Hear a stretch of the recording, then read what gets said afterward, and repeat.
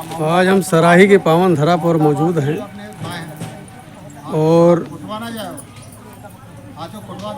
अभी ढेर सारे महान संत यहाँ पर आएंगे।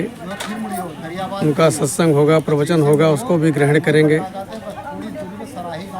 और एक बात बताऊं, कुछ भी हो, हर इंसान को संतों का संग करना चाहिए।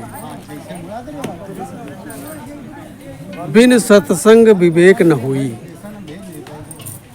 आप स्कूल में शिक्षा ग्रहण कर लें, वो एक अलग चीज़ है, लेकिन अगर आपको अच्छे संस्कार पाना है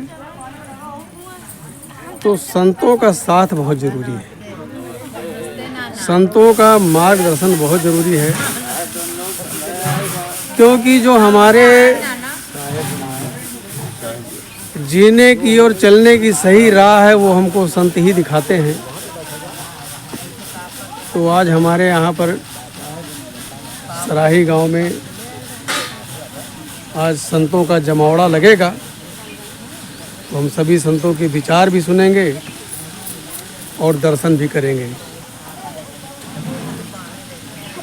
कहते हैं कि 8 पहर आधी घड़ी आधी में बुनियाद। सोचिए कितना सूक्ष्म है कि 8 पहर आधी घड़ी आधी में बुनियाद और तुलसी संगत साध की हर एक कोटि अपराध।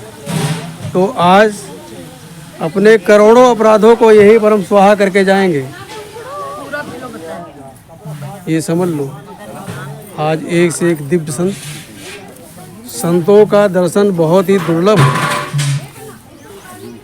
अब संत छुप गए हैं, अब संतों का दर्शन बहुत दुर्लभ है। अगर आप परम सौभाग्यशाली होंगे तभी संतों के दर्शन होंगे, अन्यथा संतों का दर्शन नहीं मिलेगा। संत स्वयं छुप गए, उसका कारण है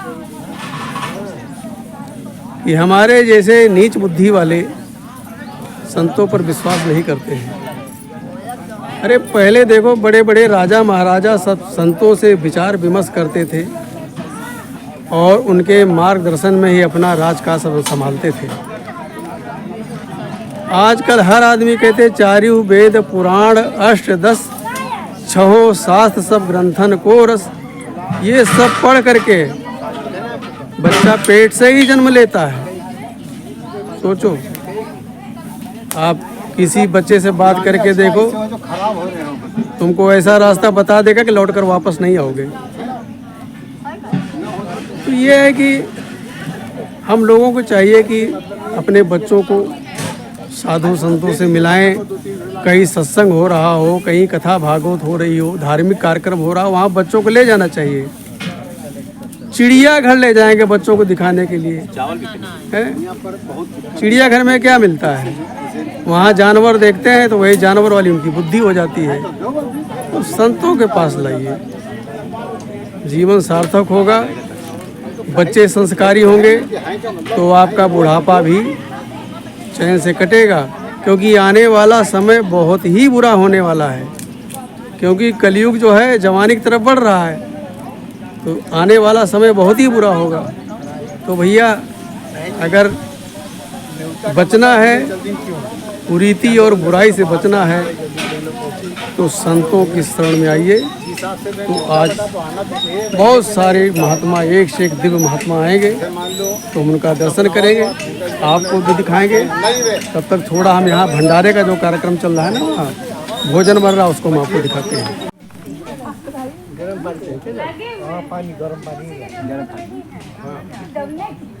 आज हम मौजूद हैं दरियाबाद विधानसभा क्षेत्र, बाराबंकी जिला में लगता है। तो वहाँ पर टिकैत नगर थाना के अंतर्गत सराही ग्राम में मौजूद हैं हम। और एक ये संत कुटी है, कबीर के महान संत की कुटी है। तो यहाँ पर हमारे पूज्य गुरु जी का जो है वो ब्रह्मलीन हो गए थे, आज उनका भव्य भंडारा है। तो वहाँ पर सभी संत मौजूद हैं और एक से एक दिव्य संत यहाँ आएंगे। और हम सब परम सौभाग्यशाली हैं। हालांकि हम महाराज जी के बराबर में बैठे हैं, हम तो चरण के धूल के बराबर नहीं हैं। और चूँकि वीडियो में हमको अपने को भी दिखाना, इसलिए बराबर साहब के बैठ गए हैं, बिना अनुमति के बैठ गए हैं। तो एक बार हम सबसे क्षमा प्रार्थी हैं। बात नहीं जी, तो आज हम साहब ये चाहेंगे कि हमारे जो निर्माण साहब ने शरीर छोड़ा है, उनका भव्य भंडारा है, तो उनके बारे में 2 शब्द आप बोलिए।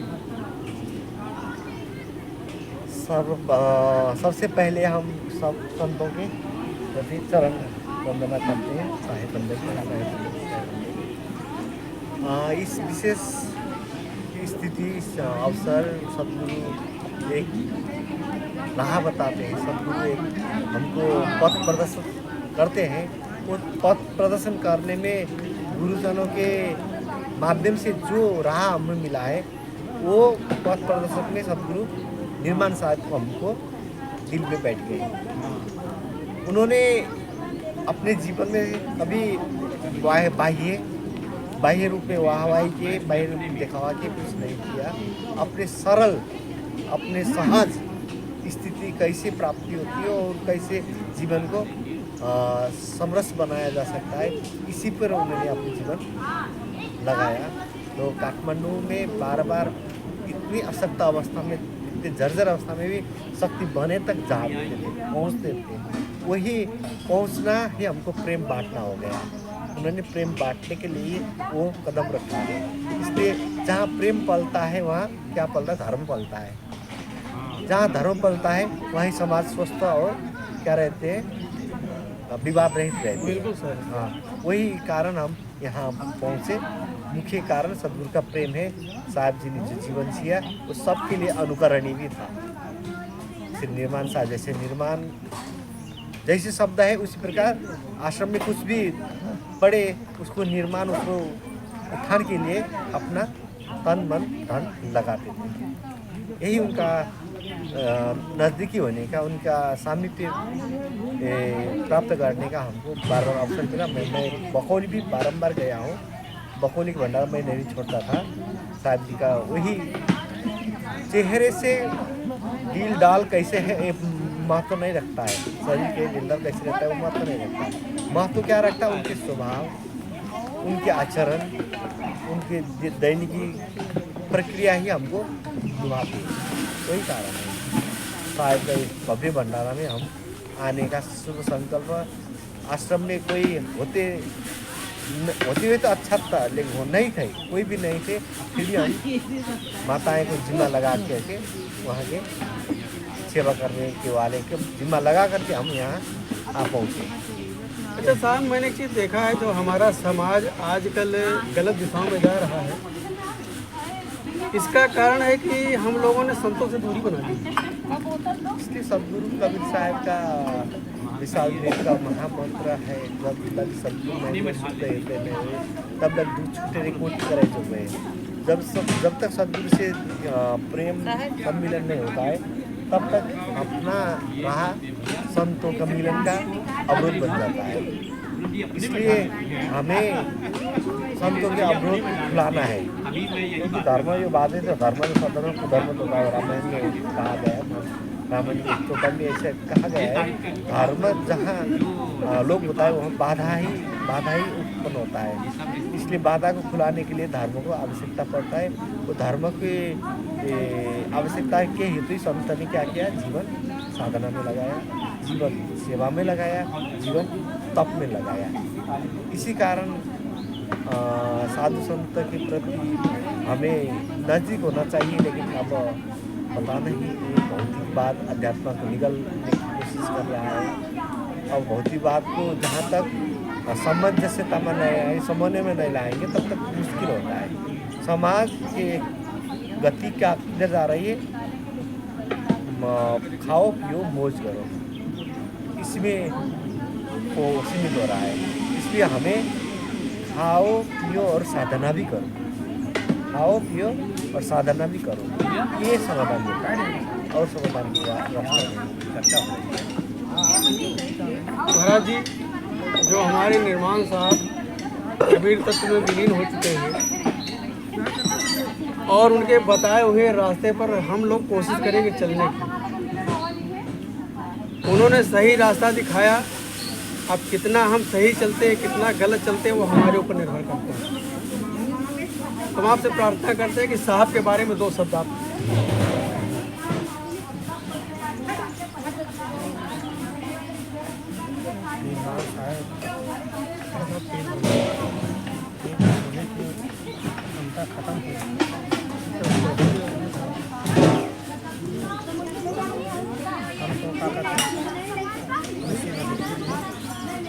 इसे हम सुना तो सामने मिर्जापुर में आए, कभी रोटी बनाती, भंडार बनाते, तब यही निर्माण ऐसे नीचे हम जाने।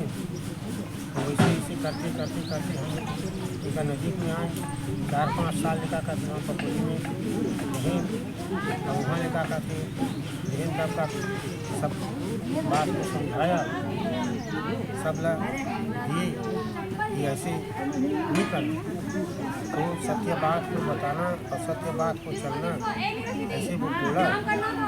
तो ये सब परिचय हुआ उन्हें, तब वो काका थे उनके से हम सही हम रूप से हम माने और चला उनके वचन। तब अब वहाँ से काका थे ये लड़के मन काका थे परिचय हो गए हीरा मोती, वहीं से हम काका थे अब आए यहाँ। तो यहाँ हम आए अब 2 बार यहाँ हम आ गए, अब वहीं से आके अपना जीवन को अपन चलाए और सब धंधे याद बैराग में कभी न था, उनका याद बैराग में किसी प्रकार के किसी योगा करके नहीं बोलते, यही बात चलते हैं।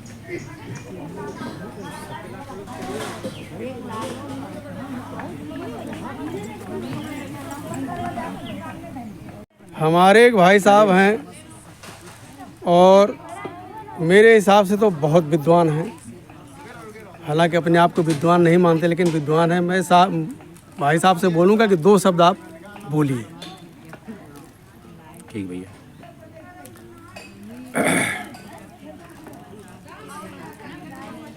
बोल दो सद्गुरुदेव की जय।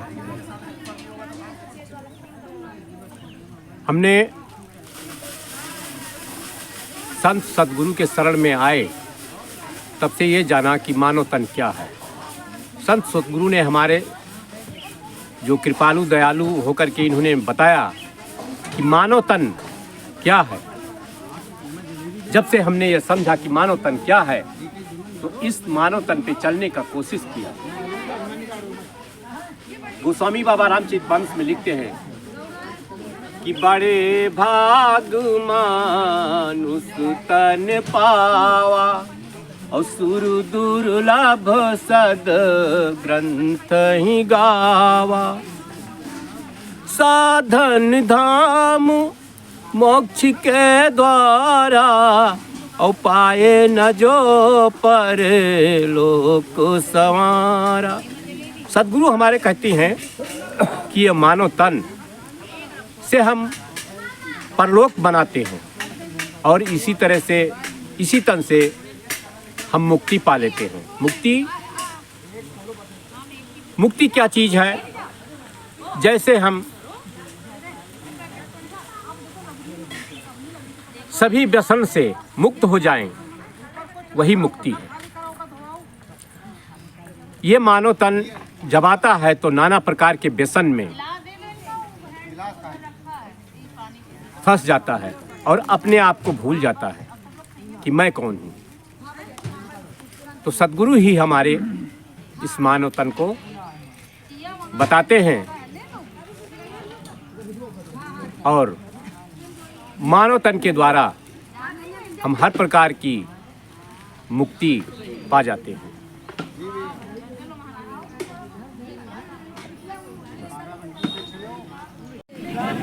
आज संतों के नाश्ते के लिए देखो जलेबी बन रही है।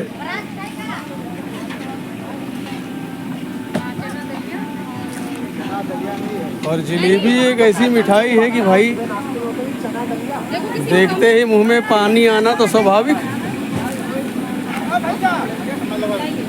चाशनी में डूबी हुई जलेबी को देखकर मुंह में पानी ना, ऐसा हो ही नहीं सकता।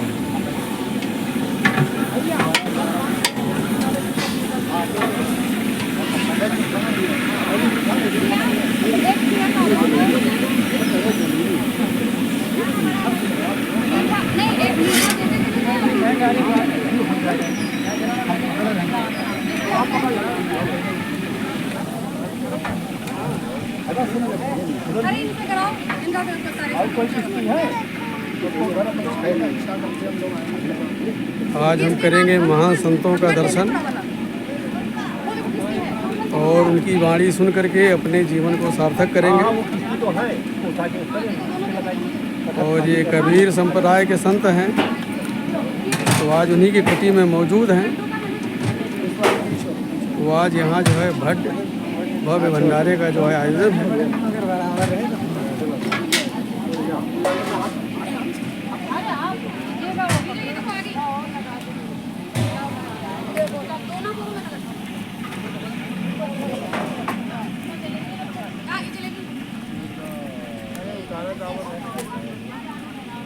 हाँ ये बात था कि जब देखना तो अरे आप सोचे हैं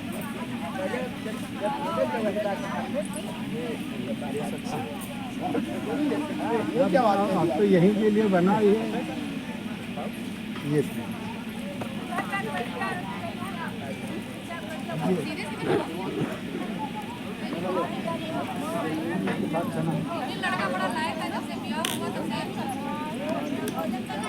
आग लगी आकाश में जर्जर गिरे अंगार, वो नहीं ले और अगर न होते धर्मात्मा तो जल जाता संसार। भैया के लिए इस कुर्सी पे रखते हैं ये भी है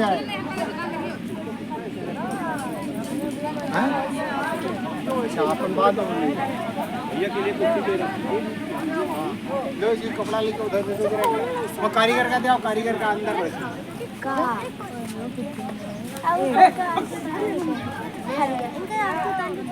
सबका दो चाप लो चपड़ो ये है संत कुटी। बड़ा बनो तो सोचो ना हम दे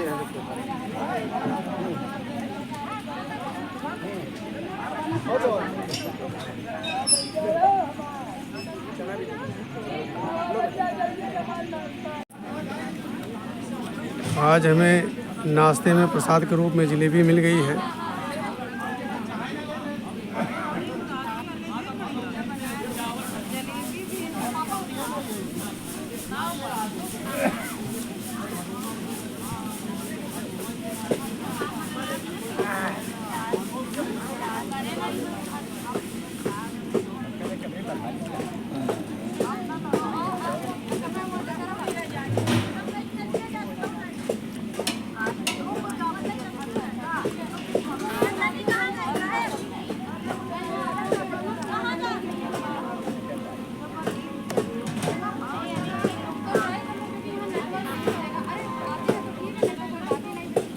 आपके गुरुजी का आज भव्य भंडारा है। क्या कहेंगे गुरुजी के बारे में? रैंडम में सडनली एकदम हो गया गुरुजी के बारे में क्या अब वो हमारे बीच नहीं है, लेकिन उनका बताया हुआ रास्ता, उनके विचार तो हमारे साथ हमेशा रहेंगे। गुरुजी हमारे जो थे वो बिल्कुल त्याग की मूर्ति थे और उन्होंने अपने जीवन में बहुत त्याग किया, क्योंकि जिस परिस्थितियों में वो यहाँ रहते थे, आजकल मुझे नहीं लगता कि नॉर्मल संत यहाँ रह सकते थे जिस तरह से वो रह रहे थे। तो उनका त्याग बहुत ही महान है और सेवा भाव बहुत उनके अंदर हम लोग। मुझे यहाँ पर आकर पता लगा कि गुरुजी की जो है विशेष कृपा आपके परिवार पर थी। हाँ, ये तो है हमारे पूरे खानदान के ऊपर। हाँ। क्योंकि वो हमारे गुरुजी थे और हमारे ससुर जी के वो गुरु भाई लगते थे, क्योंकि जो हमारे गुरुजी के गुरुजी थे वो हमारे बाबा दादी और सास ससुर के गुरुजी थे। तो ये परंपरा ना काफ़ी सालों से चली आ रही है। पहले उनके गुरुजी हुए, फिर जो हमारे गुरुजी थे उनके गुरुजी, हमारे बाबा दादी के गुरुजी, और जो साहेब जी थे वो हमारे गुरुजी। एक हिसाब से कुल गुरु कह लो। हाँ, कुल गुरु कह लो, ये कहना आसान होगा कि कुल गुरु, और अच्छा भी होगा क्योंकि हम इसी कुटिया से जुड़े हुए हैं।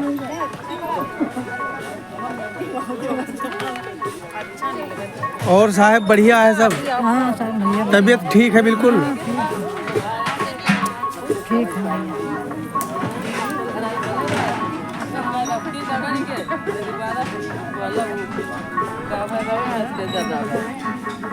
हमारे मुनीषा दास है, बंदगी साहेब।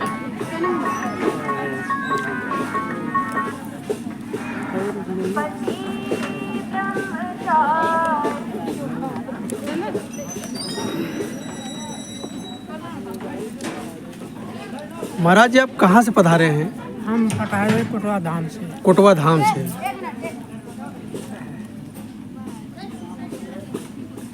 आप भी महान संत की भूमि से हैं। और जगजीवन साहब को कौन नहीं जानता है। जगजीवन जगजीव जगजीवन जगजीव जगजीव है। सब घट रहा है समाज, ऐसे घट घट साही हम। बिल्कुल महाराज जी।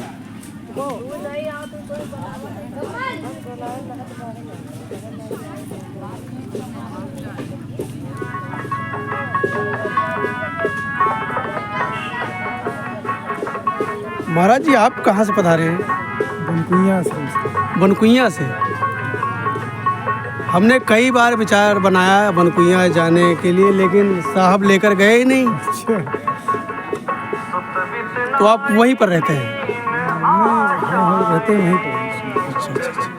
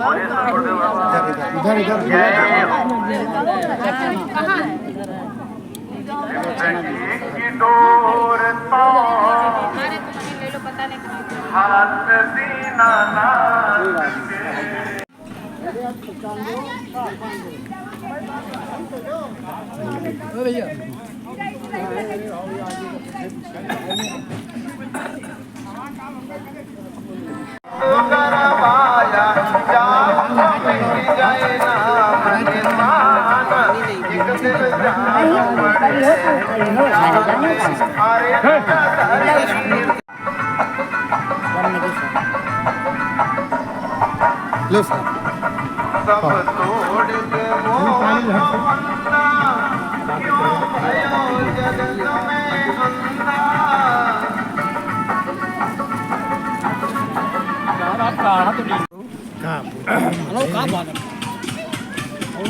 प्रभु मैं ये जानना चाहता हूँ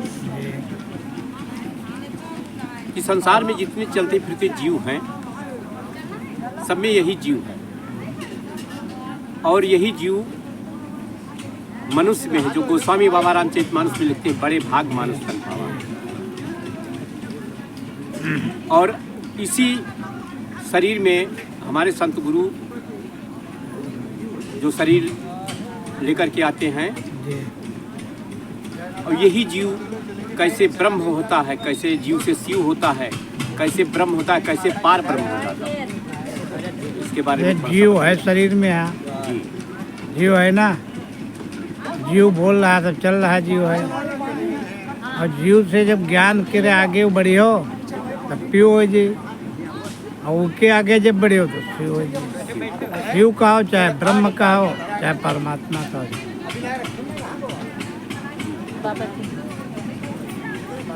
यह चीज अब ज्ञान में यहाँ उतरे पड़ी है आपके यहाँ, तो ज्ञान में उतरे उतरे और आगे पूछो कोई भाई भाई आएगा समझ में नहीं है। हाँ समझाते रहें, समझाते रहें। समझा दिया बस है का यही अब बता दिया आपके यहाँ, जब आगे चलिए तब बुका हो। रिजल्ट इतनी जल्दी नहीं मिलता, कोई रिजल्ट में टाइम लगा। एक महाराज जी थोड़ा हम मूर्ख हैं तो मूर्खों वाला सवाल करेंगे। अरे आप मूर्ख का है, आप इस दुनिया को किसने बनाया? इस दुनिया में बनाया किसने? ईश्वर ने बनाया। और किसने बनाया? तो ईश्वर ने जब दुनिया बनाया तो उसमें ये पाप क्यों बनाया, हैं? पाप क्यों बना दिया? अब भैया यूँ सवाल हमसे न पूछो, अब यूँ बनावे वाले से पूछो। इसके लिए हम थोड़ा बता सके कि पाप का है बनाए, पुण्य का है बनाए, नहीं, हैं? इसमें ये बात नहीं है। पाप पुण्य क्या होता है कि जब यही जीव अज्ञान बस अज्ञान बस जब यही जीव अज्ञान होता है, तब नाना प्रकार के पाप करता है। मन इंद्रियों के प्रवाह में बह जाता है। मैं फिर इसमें एक सवाल करूंगा जी कि जीव अज्ञान बस जी और जीव परमात्मा का परमात्म तत्व है, जी। तो अज्ञान कैसे हो सकता है ज्ञान जब खुद ही परमात्मा है जीव? गुरु के ज्ञान द्वारा, जैसे डिग्री अभी साहब ने बताया, जैसे अभी साहब ने बताया कि गुरु के ज्ञान द्वारा डिग्री हो जाती है इसी जीव का, तो यही जीव फिर शिव हो जाता है गुरु के ज्ञान द्वारा। और जब तक ये अज्ञान रहता है, है उसके बाद पीऊ होई, जब ज्ञान बढ़ी उसके बाद पीऊ आखिरी में होई। जब तक ये मन और इंद्रियों के प्रवाह में बहता रहता है अज्ञान बस, तब तक ये नाना प्रकार के पाप करता है, दुष्कर्म करता है। में अलझा रहता है भाई। और यही जीव जब गुरु के ज्ञान द्वारा ज्ञान की प्राप्ति कर लेता है, तब यही जीव शिव हो जाता है, और फिर यही जीव ब्रह्म, और यही जीव फिर पार ब्रह्म हो जाता है। जैसे डॉक्टर है, पहले पढ़ाई करते हैं, पढ़ाई के बाद डॉक्टर होते हैं, तो कहीं MBBS बन जाते, तो वो सब उसके पास ज्ञान है तो रहन तो बनते, पढ़ाई करे के बाद MBBS बने के बाद वो फिर जो उन्हें प्रैक्टिस करते हैं, तो 4-6 महीना साल 2 साल प्रैक्टिस होए, तब वो MBBS डॉक्टर बने। बस ऐसे बात है। आपका जो जीव है तो वो डॉक्टर होएगा, हो नहीं गा, मेहनत की तब हो। ऐसे अगर आप मेहनत करी हो तो आपके रूप विकास हो आगे। महाराज जी एक सवाल हम ये पूछना चाहते हैं कि जीव का कल्याण कौन करेगा? कौन करेगा जीव का कल्याण? जीव का कल्याण अपने आप करियो। नहीं, आप हम क्या हैं? हम क्या हैं? आप का हो, अब आप जो हो तो करो। जब अच्छे कर्म करे होगा आपका कल्याण होई, और जब गलत काम करे हो तो आपका विनाश होई।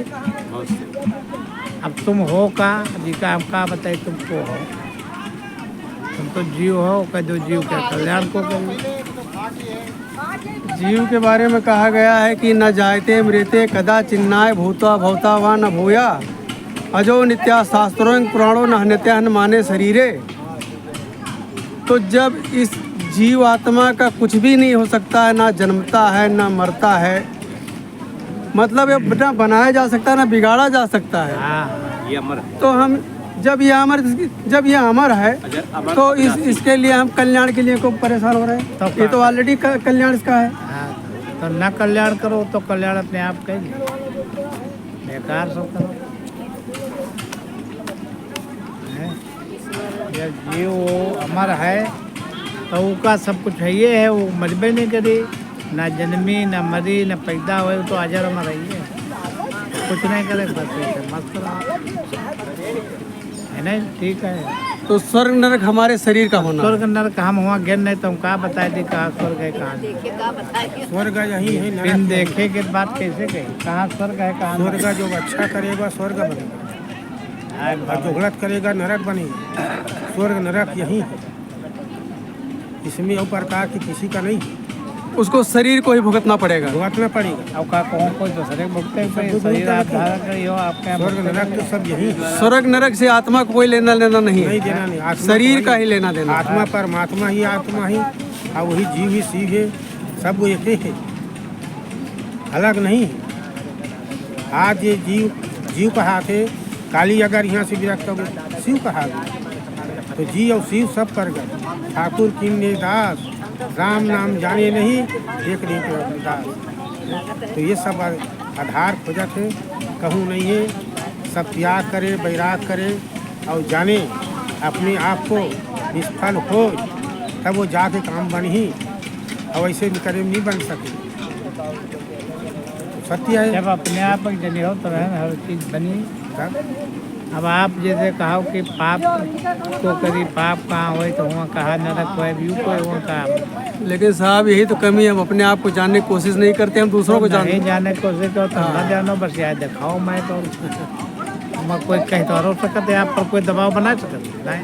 बिल्कुल सही। स्वतंत्र सरकार है भाई, आप अपने इच्छे के अनुसार रहो। आप क्या बतावा जाए सकते हैं जो चीज़ जानते ना हो उनका बतावा जाए, ना मानो तो उसके लिए कोई बिल्कुल सही।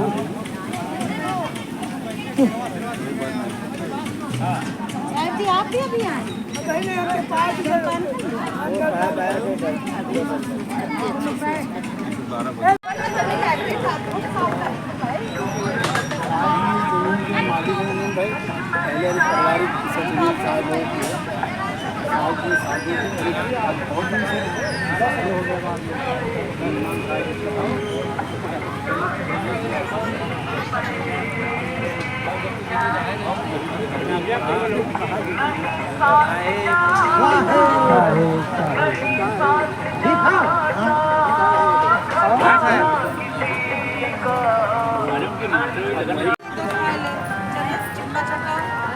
बंदगी साहेब, साहेब बंदगी साहेब बंदगी साहेब।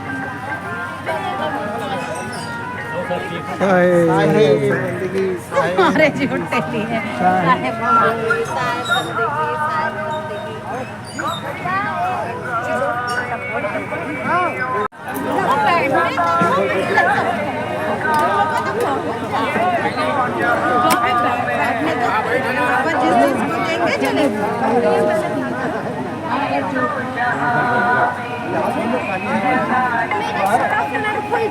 ले लीजिए सर।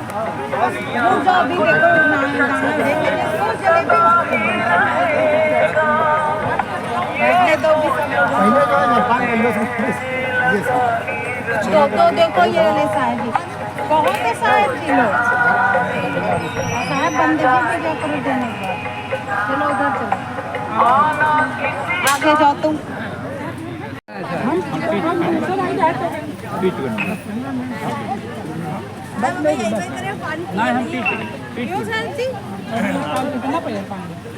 खाना चाहिए। जलेबी कैसा खाएगा? अच्छा तो जलेबी खाओ, मुंगा मीठा वाला नमक। इनका भी जलेबी दो। चलिए भाई जलेबी दीजिए। नमक कम खाते मीठा खाते नहीं, पहले जलेबी आ गई। खा ही नहीं रहा है, तुम रख दो। चना दे दो इधर टिकट नगर हो गया। अरे आई तो है पहले ददियाबाद है के तो जी साहब पता है हम नगर मान तो उधर मुड़े तो क्या भाभी ने बनवाया। वो कह रहे नमक नहीं क्या साहब जी को दो। हाँ तभी तो आपको चना दे रहे हैं। अभी सत्संग करेंगे बस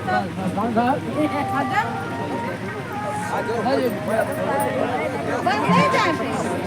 चलो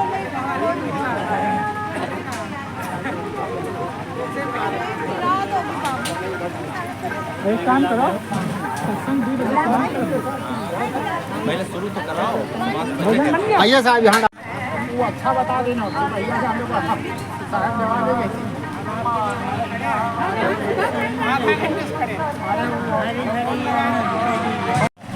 बस अभी थोड़ी देर में सत्संग शुरू होने वाला है और संतगण विराजमान हो चुके हैं, तो ज़्यादा समय नहीं है, बिल्कुल शुरू होने वाला है। और आप भी कार्यक्रम करें और सुने। के प्रारंभ में एक भजन श्रवण करें। संत समाज की भैया कोई कर मुंह नहीं खुलता है, सब बंद है, मालूम हो टैप लागी।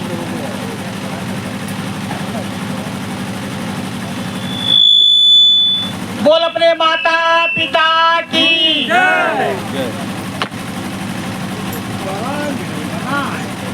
जलेबी खाई है, चना तवाई है, अब वो बंद है।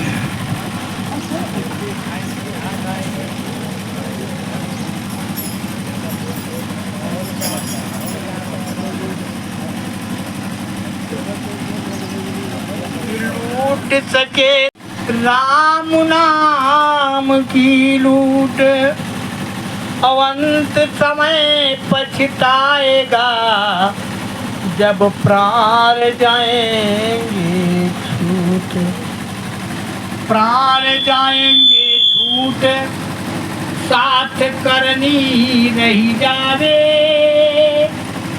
कि अच्छी करनी निरखी जगत तेरा यश गावे।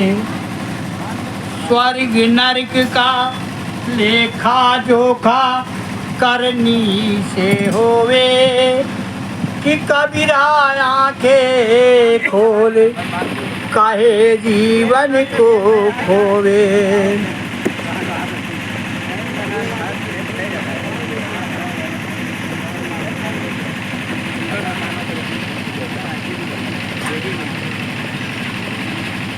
जो संत भगत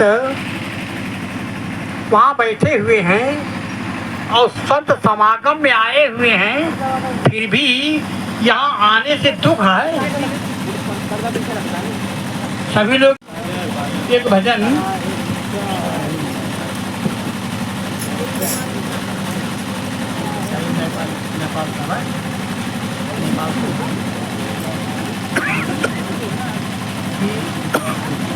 दुख में सुमिरन सब करे। एक मिनट, इधर जो भक्त बाएं तरफ बैठे हैं हमारे, ये सब लोग दाहिनी तरफ आ जाए, संत लोग एक तरफ हो जाए। हाँ, ये साइड में हो जाए और भक्त लोग इधर पेड़ के नीचे। और जो सुख में सुमिरन करे दुख काहे का होए, दुख काहे का होए कर्म को भोगो भाई कि सुख की कीन कमाई दुख है माथा पुछे लाई। कि जैसे बीजा बोए वही तो फल उपजाई कि बबुरा डारी जमीन आम कहाँ ते खाई। ये कर्म भूमि है, मृत्यु लोक है। जो जैसा कर्म करेगा उसको वैसा फल मिलेगा। कि काया निर्मल हो जाई हो गुरु संतों के संग माँ, काया निर्मल हो जाई हो गुरु संतों के संग माँ। संतों के संग माँ, संतों के संग माँ, संतों के संग माँ, संतों के संग माँ, काया निर्मल हो जाए हो गुरु संतों के संग माँ। संतों की संग माँ पारस मरी है, संतों के संग माँ पारस मरी है। लोहा कंचन हो जाए हो गुरु संतों के संग माँ, लोहा कंचन हो जाए हो गुरु संतों के संग माँ। काया निर्मल हो जाए हो गुरु संतों के संग माँ। संतों के संग माँ मान सरोवर, संतों के संग माँ मान सरोवर। काया निर्मल हो जाए हो गुरु संतों के संग माँ, काया निर्मल हो जाए हो गुरु संतों के संग माँ। संतों के संग माँ कल्प वृक्ष है, संतों के संग माँ कल्प वृक्ष है। मन वंचित फल खाए हो गुरु संतों के संग माँ, मन वंचित फल खाए हो गुरु संतों के संग माँ। काया निर्मल हो जाए हो गुरु संतों के संग माँ। संतों के संग की महिमा न्यारी, संतों के संग की महिमा न्यारी। मूरख से मूरख से मूरख से ज्ञानी हो जाए हो गुरु संतों के संग माँ, मूरख से ज्ञानी हो जाए हो गुरु संतों के संग माँ। काहे कबीर संत केरी महिमा, काहे कबीर संत केरी महिमा। जीवन सफल हो जाए हो गुरु संतों के संगमा जीवन सफल हो जाए हो। गुरु संतों के संगमा काया निर्मल हो जाए हो। गुरु संतों के संगमा। एक भजन सभी लोग देवियां भी जानती हैं, पुरुष भी जानते हैं कि बंदगी और पैर छूना, चरण छूना, कि धूल तेरे चरणों की गुरुवर चंदन और अमीर बनी,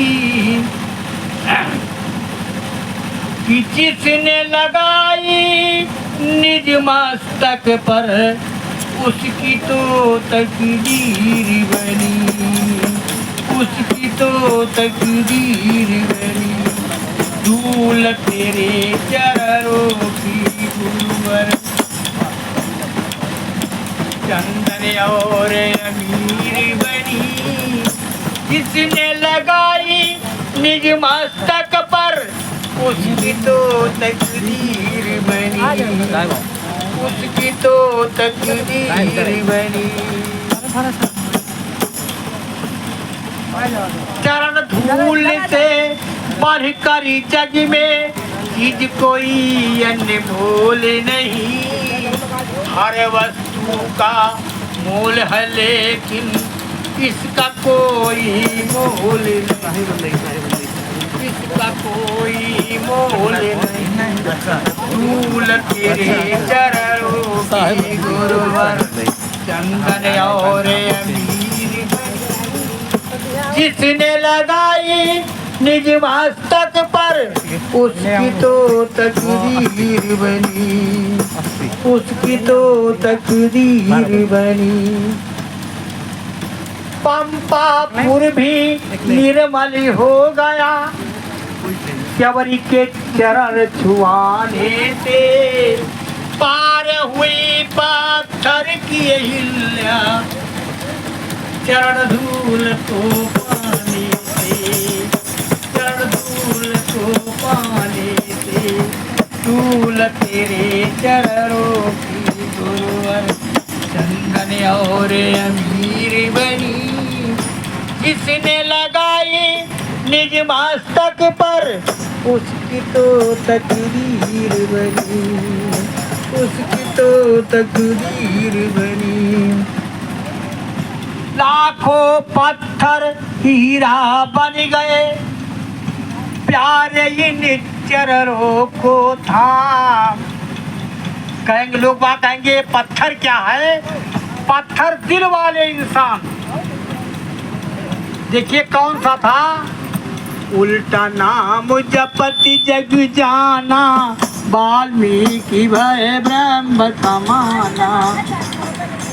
उल्टा नाम जपति जग जाना, वाल्मीकि भय ब्रह्म समाना। लाखों पत्थर हीरा बन गए प्यारे इन चरणों को थाम।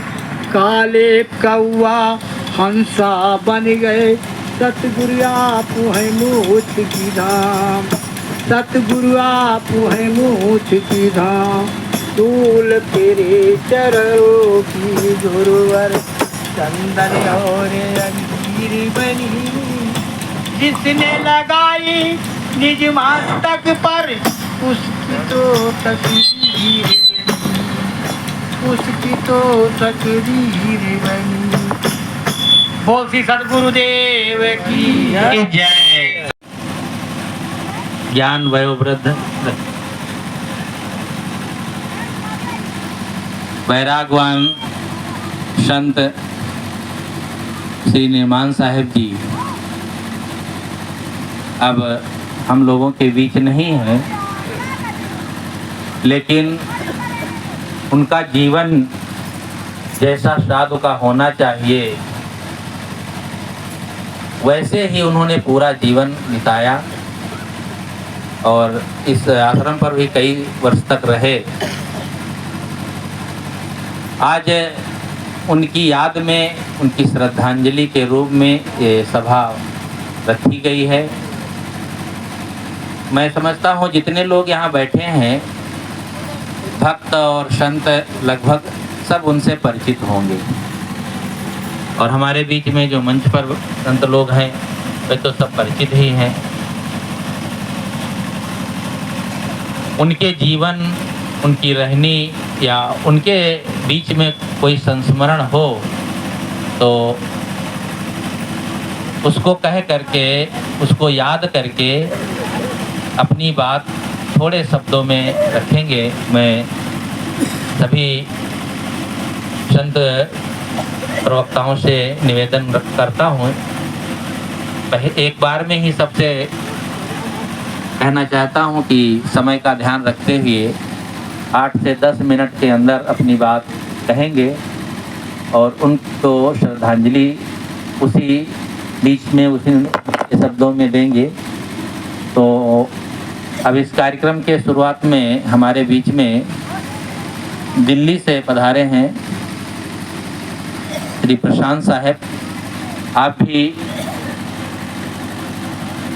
उनसे मिले हैं और उनके बारे में कुछ जानकारी हो तो उनको श्रद्धांजलि देते हुए 10 मिनट में अपनी बात कहने की कृपा करें। श्री प्रशांत साहब।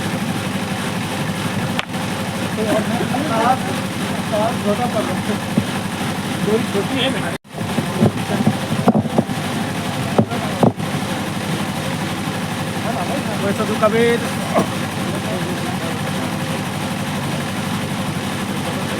हेलो, वो साधु कबीर साहेब की जय, संत समाज की जय, भक्त समाज की जय।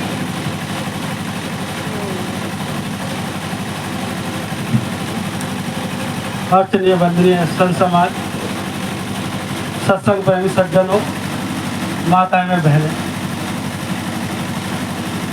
आज का जो कार्यक्रम सत्संग का रखा गया है और भंडारा का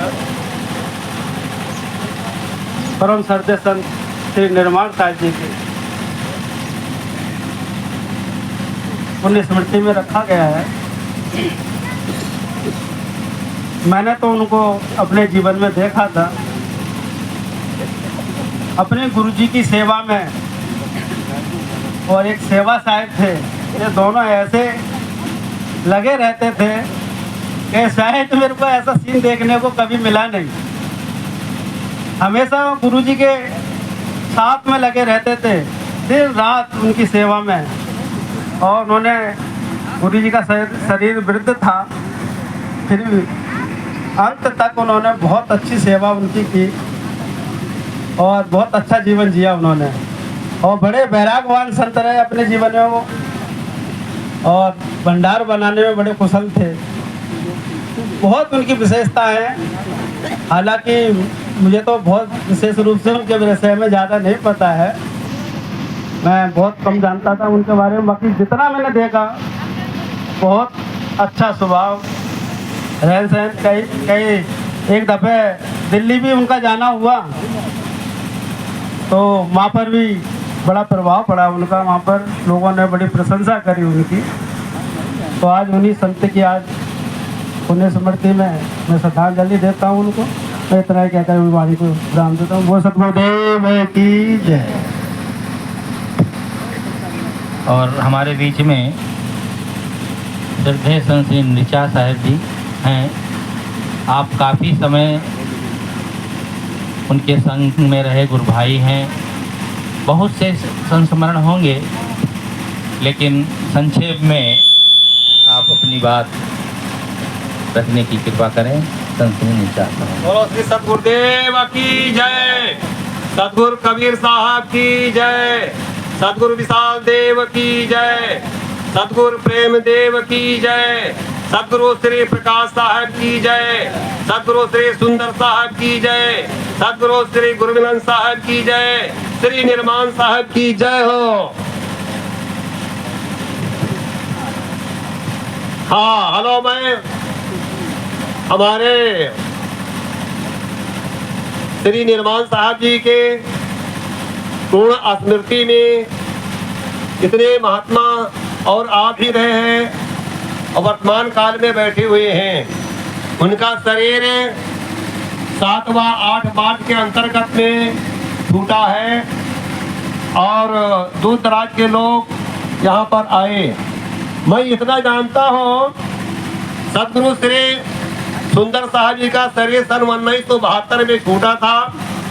इसके बाद में श्री गुरमिलन साहब उनकी पीढ़ी में आए और उनके आते ही तत्काल श्री निर्माण साहब जी उनकी सेवा में प्राण हो गए, जो अंतिम शिखर तक के अपने जीवन को यापन कर दिया। उनके वैराग्य को और उनकी मार्ग का अनुसरण किया, सुसेवा किया, वो मैं जानता हूँ। सन 2002 में श्री गुरमिलन साहब जी का शरीर छूटा। इसके बाद में इस परंपरा समाज की सेवा करने के लिए हम लोगों ने और वह संतों की सेवा करते रहे। संतों की सेवा करते करते अंतोगत्वा उनका शरीर शिथिल हो गया और यहाँ पर लगभग 12 साल तक के निवास किया है और 8 मार्च सन 2025 में उनका शरीरांत हो गया, मौजगत प्राप्त हो गया।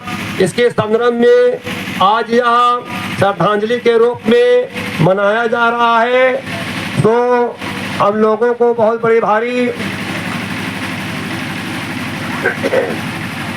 जीवन भर अपमान रहेगा। बोलो श्री सदगुरुदेव की जय। साहेब बंदगी, साहेब बंदगी, साहेब बंदगी।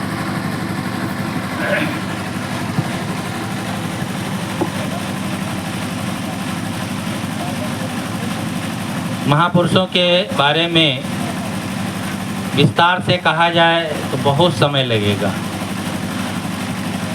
लेकिन संक्षेप में हम लोग सुनेंगे। इसी क्रम में हमारे बीच में संत श्री सतबीर साहब जी हैं। आपसे निवेदन है उनको श्रद्धांजलि देते हुए 10-12 मिनट कुछ अपने विचार भी रखेंगे, जिससे कि भक्तजनों को महापुरुषों की याद और उनकी याद में क्या करना चाहिए, कैसे रहना चाहिए, ये बातें भी समझ में आए।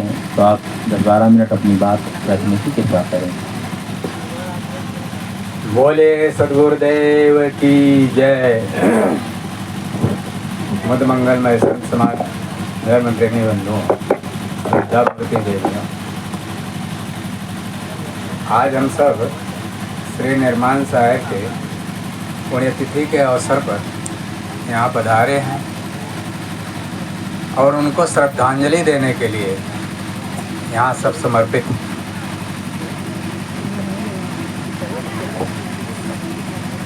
निर्माण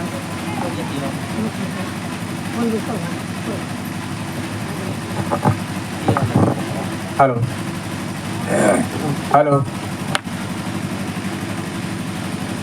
निर्माण साहब का जैसा नाम निर्माण था, वैसे निर्माणता पूर्वक उन्होंने जीवन भी व्यतीत किया। जो त्याग और तपस्या उनके जीवन की है वो कोई भुला नहीं सकता। जीवन में रहते रहते जो उन्होंने त्याग तपस्या किया, तो जाने के बाद में त्याग तो सब लोग करते हैं, गृहस्थ हो चाहे विरक्त हो, लेकिन यहाँ रहते रहते त्याग कर छोड़ देना ये बड़ी बात है। अपने जीवन में जो पहले का संसार उन्होंने छोड़ा तो सो छोड़ा, साधु समाज में आकर के जो स्थान की उनको जिम्मेदारी मिली उसको भी अपने जीवन में रहते रहते दूसरे को सौंप गए।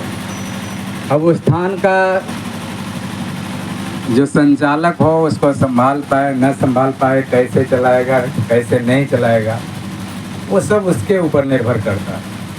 लेकिन उनकी निर्माणता इतनी देखिए कि जीवन में जो कुछ भी था उनको सब संतों को समर्पित करके गए। ये उनके त्याग वैराग्य की महानता है। वैराग्य के बिना त्याग नहीं बनता और त्याग के बिना शांति नहीं बनती।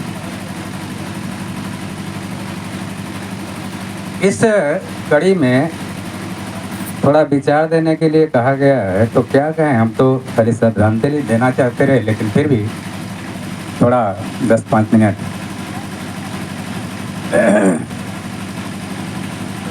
एक पद है,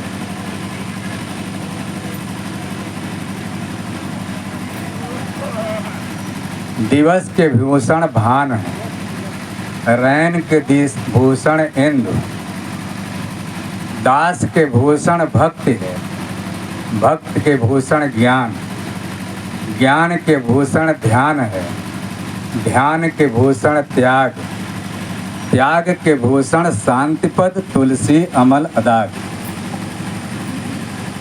कहते हैं जैसे दिन की शोभा सूर्य से होती है और रात्रि की शोभा चंद्रमा से होती है, उसी प्रकार से जो दास है उसकी सेवा, उसकी शोभा जो है सेवा से होती है। और जो दासता भक्ति स्वीकार करता है उसके अंदर गुण कैसे कैसे होने चाहिए। एक जैसे सीढ़ी है नहीं, सीढ़ी बाई सीढ़ी हम छत पर चढ़ते हैं, ऐसा इसमें साधना के लिए लिया गया है कि दास को भूषण भक्ति। दास वही है, सेवक वही है जिसके अंदर भक्ति है। भक्ति क्या है? भक्ति की सबसे मूल बात है दीनता। सद्गुरु कबीर कहते हैं, या दुनिया की उल्टी रीत तर भय ताह ऊपर भय भीत। भीत पहले मिट्टी के देव बनाया जाता है, उसे दीवार को भीत कहते रहे। तो साहेब कहते हैं कि जो छत है वो नीचे हो गई, दीवाल है वो ऊपर। मतलब ये संसार की। लोग कहते हैं कबीर दास की उल्टी वाणी बरसे कंबल बेचे पर। कबीर दास की उल्टी वाणी नहीं है, यहाँ कबीरन की उल्टी वाणी। कबीरन मतलब ये संसारियों के जीवों की उल्टी वाणी, सद्गुरु कबीर की उल्टी वाणी नहीं है। वो कहते हैं ये संसार की ऐसी उल्टी रीत है कि दीवाल नीचे, छत नीचे हो गई और दीवाल ऊपर हो गई। तो ना वो दीवाल को समझाना चाहते हैं ना छत को समझाना चाहते हैं। उसका उनका जो रहस्य है वो ये रहस्यवादी संत माने जाते हैं। रहस्य उसमें छिपा हुआ है इस कड़ी में, और वो ये है कि हमारे जीवन में जो ज्ञान है ना, हमारी जो जानकारी है, जो हमारे पास ज्ञान है, ये दीवाल की तरह है।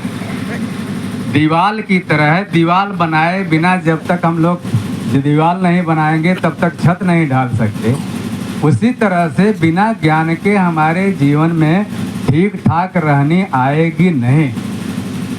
ये रहनी हमारे छत का काम करती है। जैसे छत हमें शीतलता प्रदान करती है, गर्मी सर्दी से बचाती है, उसी तरह से हमारी रहनी जो है, जब हम रहने में आते हैं तब जो है हमारे जीवन में और सुख और शांति प्रवेश करता है। उल्टा ये हो गया है कि हमारा ज्ञान ऊपर ऊपर तैरता है। ज्ञान ही का सर्वोच्च सब जगह बोलबाला है, रहनी नीचे हो गई।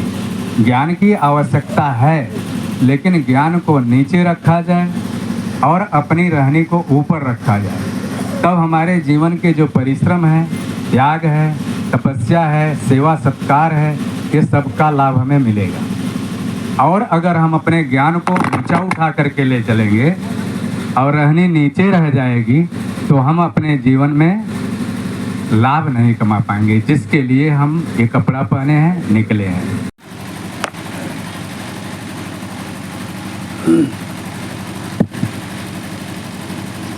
प्रेम से बोलिए सद्गुरु देव की जय।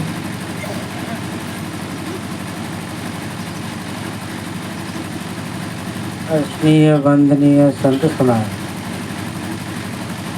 श्रद्धा मूर्ति देवी एवं सज्जन,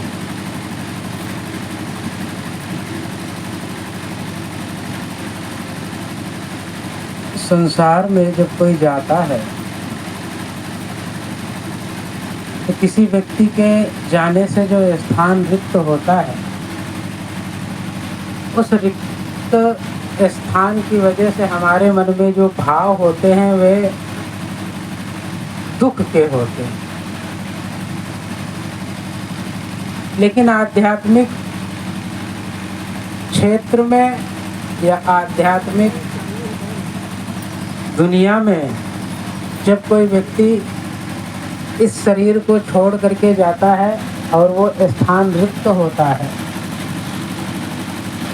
तो उस रिक्त स्थान में शोक नहीं मनाया जाता। वो जो भाव होते हैं उसमें दुख को प्रवेश नहीं करने दिया जाता, और उस दुख को प्रवेश ना कर देने के कारण से ही जो उनके उपलक्ष्य में कार्यक्रम किया जाता है उसमें पुण्य शब्द जुड़ जाता है। तो उसी पुण्य स्मृति में जो आज एकत्रित सभी संत भक्त सज्जन हैं, वो थोड़ा अपने मन में भी इसी पुण्य का अनुभव करें। बिल्कुल उदास होकर के बैठे रहना नहीं है, जागरूक होकर के बैठें, जाग करके बैठें। पुण्य क्या है? जिसका चित्त जगा हुआ है। जब तक मनुष्य का चित्त जगता नहीं है ना, तब तक उस सोए हुए चित्त में बहुत सी समस्याएं आती हैं, और ये समस्याएं जब तक हमारे अंदर से निकलती रहती हैं। और जिस व्यक्ति में बहुत ज़्यादा मात्रा में ये समस्याएं निकलती हैं ना, उन्हीं को हम कह देते हैं दुष्ट। और जिनके अंदर लगभग ये समस्याएं खत्म हो जाती हैं, उन्हीं को हम कह देते हैं संत। और कोई ज़्यादा अंतर नहीं होता। सब कुछ ऐसा नहीं है कि जिसके पास कुछ नहीं है उसके अंदर से ये समस्याएं नहीं निकलेंगी। जिसके पास बहुत कुछ है उसके पास से ज़्यादा निकलेंगी, ऐसा कोई मानदंड नहीं है। ये तो मनुष्य का अपना अपना विवेक और अपने विचार है, और अपने जीवन को उसने कैसे ढाला है, जिसका नाम है संस्कार। किन संस्कारों में पला है? देखो, एक सहज उदाहरण है राम का और रावण का। दोनों राजपुत्र हैं, कोई राजा है, कोई राजा बनने वाला है। कुछ पारिवारिक बातें ऐसी उत्पन्न हो जाती हैं कि राम को वनवास जाना पड़ता है, लेकिन फिर भी उनके अंदर ना तो क्रोध निकलता है, ना तो लोभ निकलता है, ना तो अहंकार निकलता है, ऐसा कुछ भी नहीं निकलता। एक तरफ रावण है, उसके पास में अपना खुद का राज्य है, ईंट और पत्थरों का नहीं, कहते हैं सोने से बना हुआ राज्य है। मतलब धन और संपत्ति की कोई समस्या नहीं है। दुनिया की सबसे शक्तिशाली फौज उसके पास में है। वो खुद स्वयं में बहुत पढ़ा लिखा है, बुद्धिमान है और विद्वान है, लेकिन उसके अंदर से समस्याएं ही निकलती, और उन समस्याओं की मात्रा इतनी ज़्यादा हो जाती है कि वो खुद भी उनको हजम नहीं कर पाता, उसके परिवार के लोग भी हजम नहीं कर पाते।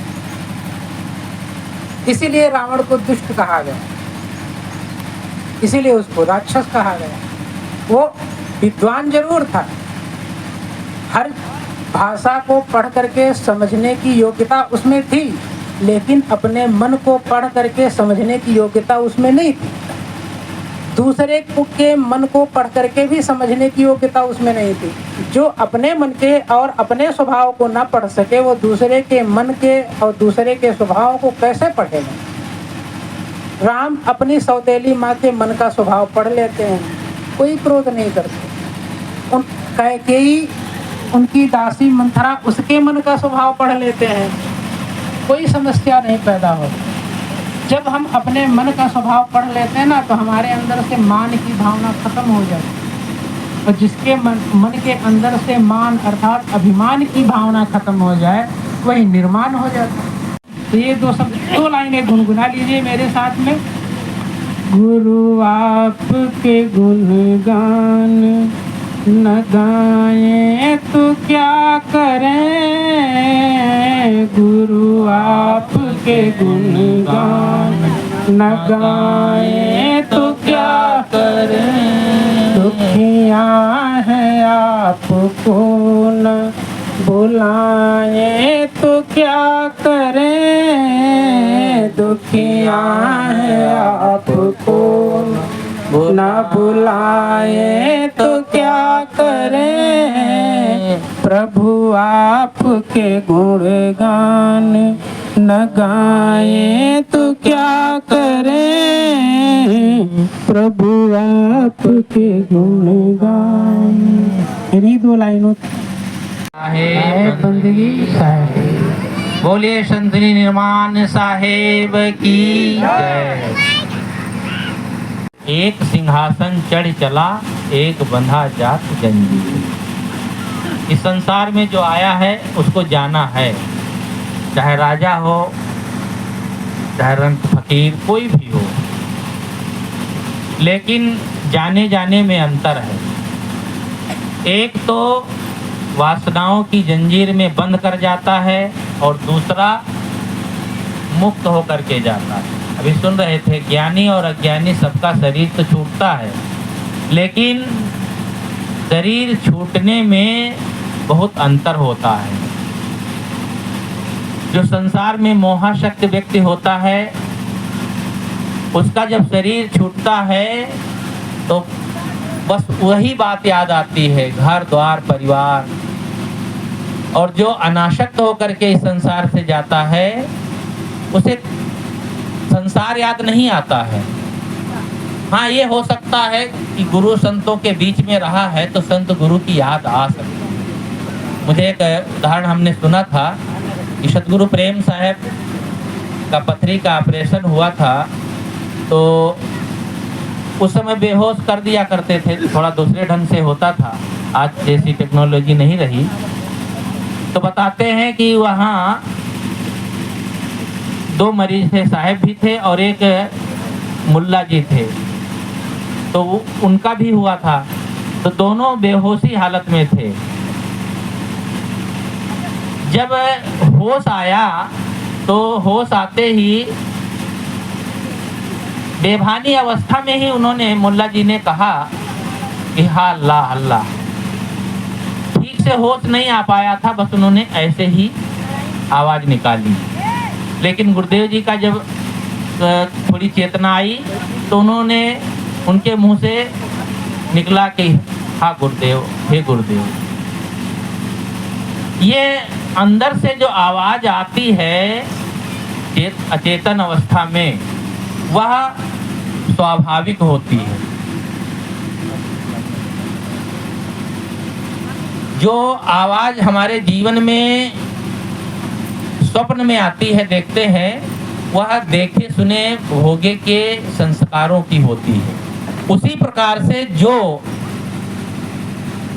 अचेत अवस्था में मुंह से निकलता है या जो प्रक्रिया होती है, वह हमारे जीवन में जैसा परिलक्षित होता है वैसे ही होता है। तो जाना तो सबको होता है, लेकिन जाने जाने में फर्क होता है। इसीलिए किसी ने कहा है कि संत मरे क्या रोइए या भक्त मरे क्या रोइए, जो अपनों घर जाए। रोए साकट बापुरा, जो हाटो हाट बिकाए। संत या भक्त के शरीर छोड़ने पर या संसार से जाने में रोने की क्या जरूरत है, क्योंकि वो अपने घर गया है। आप कहेंगे अपने घर, अपना घर कहीं अलग है क्या? अपना घर अपनी आत्म स्थिति है, अपनी स्वरूप स्थिति है। जिस घर में जाने के बाद कहीं भटकना ना हो, वह अपना घर है। और उस घर में जो पहुंच गया, फिर उसके लिए क्या रोना है? 4-5 घंटे की नींद जब लेते हैं तो कोई अगर आपको जगा दे तो कितना खराब लगता है। आप सो रहे हो या सोने जा रहे हो और कोई आपको जगाना चाहे तो आपको बहुत खराब लगता है, अरे सोने दीजिए ना। और जो सदा के लिए नींद मिल जाए बिल्कुल उठना ही ना पड़े, वो आराम की स्थिति अगर किसी को मिल रही है तो कितना आनंद होगा। लेकिन उसमें भी लोग जगाते हैं। मैं कई जगह देखा हूँ, किसी का शरीर छूट जाता है तो खास करके माताएं जाएंगी तो झकझोरती रहती हैं, हाय भैया कहाँ चले गए, उठ जाओ। अरे वो तो चिर अवस्था में चले गए, फिर उसको ले जगाते क्यों हो? जगाने की जरूरत क्या है? उनको देख करके हमें जागना चाहिए, हमारी आंखें खुल जाना चाहिए कि एक दिन हमारी भी यही अवस्था आनी है। कहाँ जागते हैं लोग? जाते हैं शमशान में मुर्दा को गाड़ने। मैं तो प्रयागराज में कई वर्षों रहा तो देखा, 2-4 बार जाना भी हुआ, तो लोग जाते हैं वहाँ सब बीड़ी सिगरेट की दुकानें लगी रहती हैं, पीते रहते हैं और बीच बीच कहते भैया जल्दी जल्दी करो, थोड़ा आग बढ़ा दो, जल्दी जल जाए, जल्दी चले। सबको जल्दी रहती है, जरा भी अंदर से सिहरन भी नहीं होती है कि हमारा भी एक दिन ऐसे होगा, हमें भी जलाया जाएगा, और सब जल्दी जल्दी जाना चाहेंगे। कौन किसके लिए किसको याद करता है? सब सबको भूल जाते हैं। किसकी याद होती है? जैसे आज हम याद कर रहे हैं संत श्री निर्माण साहब को। ऐसे महापुरुष, ऐसे संत, ऐसे ज्ञानी की याद की जाती है जिन्होंने जीवन में कुछ किया अपने लिए और समाज के लिए। ऐसे लोगों की याद होती है, नहीं तो सब भूल जाते। घर परिवार में भी कोई नहीं याद रखता है। एक भक्त का शरीर छूटा, पुराने भक्त थे, गुरुदेव जी गए तो मुश्किल से 2-4 महीने ही हुआ था। फिर साहब घूमने निकले तो जहाँ शरीर को उनको गाड़े थे, कहा वो भगत जी को कहाँ गाड़े थे? तो घर के जो उनके लड़के थे तो खोजने लगे, साहब यहीं कहीं गाड़े थे। वो सब बराबर कर दिए थे, पर हल चला करके खेती करने लगे थे। 4-6 महीने में घर के मुखिया का शरीर जहाँ गाड़ा था वो जगह ही भूल गए। हम सोचते हमको सदा लोग याद करेंगे, लोग समाधि बनाते हैं। कितने तो भावुक हैं, अपने जीते जी समाधि बना देते हैं कि हमारा शरीर समाधि में रहेगा तो लोग याद करेंगे। कौन किसको याद करता है? आप ऐसे कर्म करके जाएं, ऐसे कृत्य करके जाएं जिससे लोग अपने आप याद करेंगे। सदगुरु विशाल साहब को लोग याद नहीं करते हैं। समाधि तो एक जगह है, लेकिन उनकी याद कहाँ तक होती है? आप लोग तो शायद बहुत बाहर नहीं निकलते होंगे। संत गुरुजनों से पूछिए, जो जाते हैं पूरे भारत में घूमते हैं, हर जगह उनका स्मरण होता है। आज बाराबंकी जिला कोई बहुत बड़ा जिला नहीं है, कोई खास प्रसिद्धि और नहीं है, लेकिन भक्त और संत समाज में बाराबंकी शब्द अगर कह दो तो इतनी श्रद्धा से लोग याद करते हैं। अरे विशाल साहब, प्रेम साहब और पता नहीं कितने कितने नाम लेकर के कहेंगे वहाँ बाराबंकी संत समाज के हैं आप। इतना भाव लोग जगा। तो ऐसे जो महापुरुष होते हैं और ऐसे महापुरुषों के सानिध्य में ऐसे ऐसे संत हुए, उन्होंने ऐसे ऐसे संतों को इस समाज में बीज डाला कि वो उन्होंने बहुत से क्षेत्र को जगाया। संत निर्माण साहब ने बहुत बड़े क्षेत्र में भ्रमण किया करते थे। अभी आप सुन चुके हैं उनके नाम के विषय में, यथा नाम तथा गुण। वे किसी काम को छोटा नहीं मानते थे। हम लोग मोटे काम को छोटा मान लेते हैं, लेकिन एक बात याद करें, जिस सदगुरु कबीर जिसकी हम परंपरा के हैं, वे कबीर साहब क्या करते थे? वे वस्त्र बुनते थे। वस्त्र बुनने वाला, मोटा काम करने वाला छोटा होता है। दुनिया के जितने भी महापुरुष हुए हैं, ईसा मसीह बकरी चराते थे, मोहम्मद साहब ईसा मसीह लकड़ी का काम करते थे। जितने भी दुनिया के महापुरुष हुए हैं, उन्होंने मोटे काम को छोटा नहीं माना। जीवन में छोटा काम वह होता है जो खोटा होता है।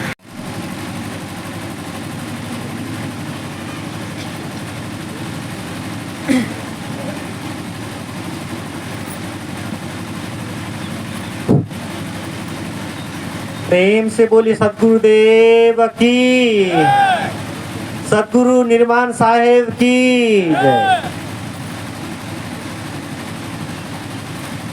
इस गरिमामय मंच में विराजमान अर्चनीय वंदनीय पूजनीय संत गुरुजन, इस सभा में आए हुए भक्त सज्जन एवं देवियाँ, प्यारे बच्चे,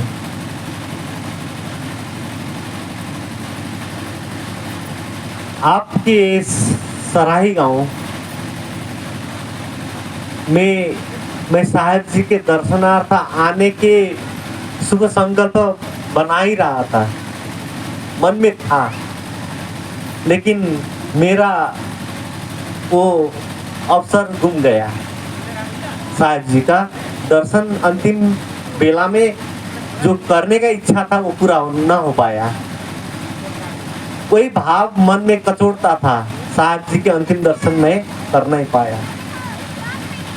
तो जब मैंने समाचार पाया सराय में जहाँ शरीर साहेब का छूट गया, वहाँ 16 तारीख, आज है ना 16 तारीख, 16 को भंडारा है। मैंने जब इसका निमंत्रण पाया,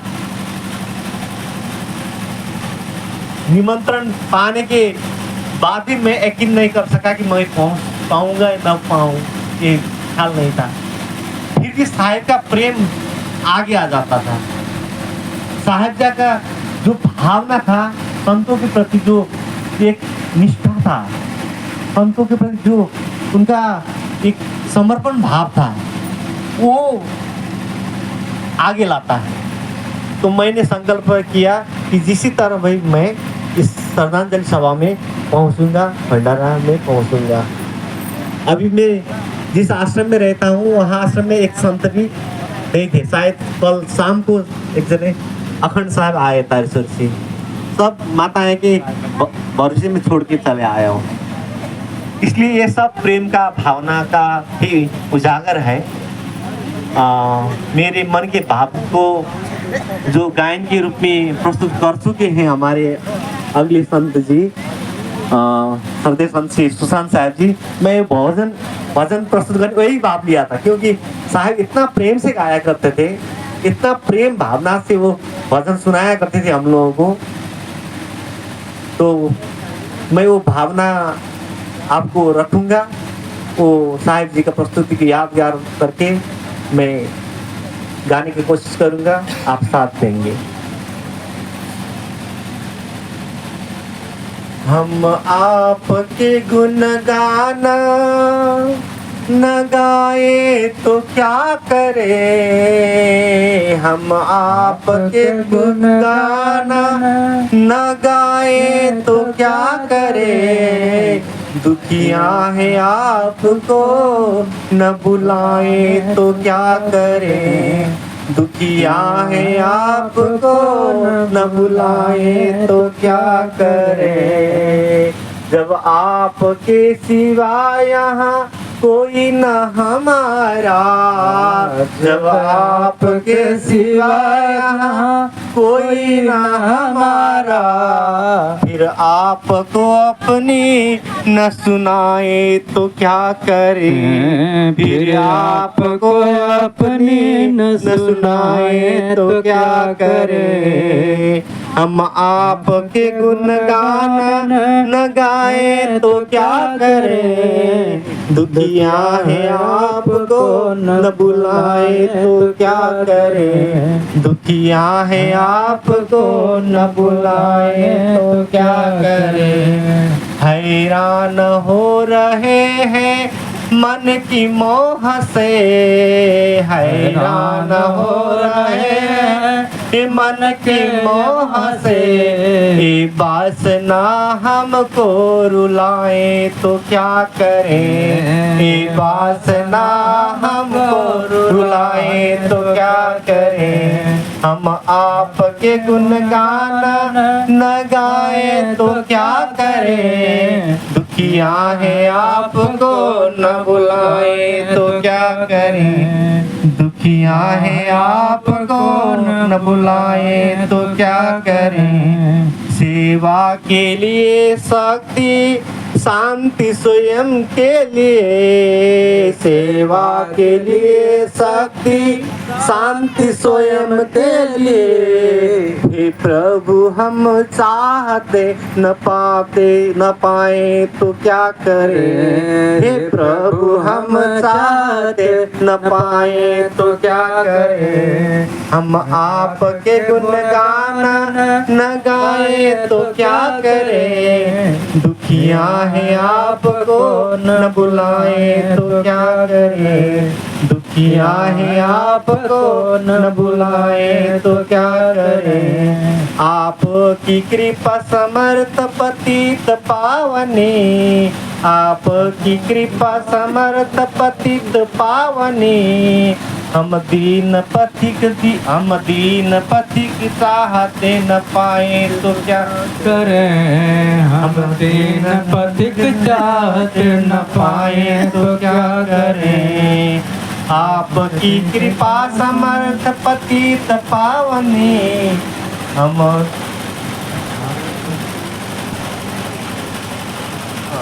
अंतिम है आपकी कृपा समर्थ पतित पावनी। हम सुनाइए। पथिक कृपा समर्थ आपकी कृपा समर्थ पतित पावनी। हम दीन पथिक शरण न आए तो क्या करें। हम दीन पथिक शरण न आए तो क्या करें। हम आपके गुणगान न गाए तो क्या करें। हम आपके गुणगान न गाए तो क्या करें। दुखिया है आपको न बुलाए तो क्या करें। दुखिया है आपको न बुलाए तो क्या करें। दुखिया है आपको न बुलाए तो क्या करें। मेरी भाषा तो नहीं है।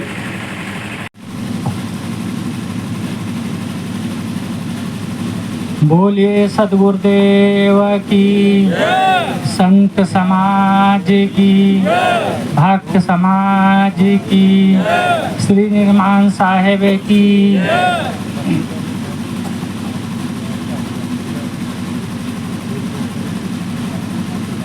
वंदनीय संत समाज, धर्म प्रेमी भाइयों एवं बहनों,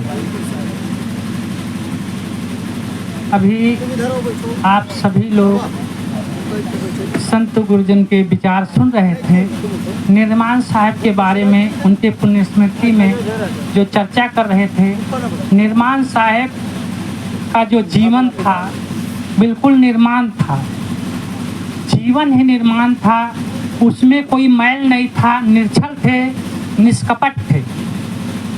और वो जहाँ भी जाते थे, जिसके यहाँ भी जाते थे, अगर आश्रम पर पहुँच जाएं या भक्त के यहाँ भी पहुँच जाएं, हमारे यहाँ पहुँचते थे तो हम जानते थे।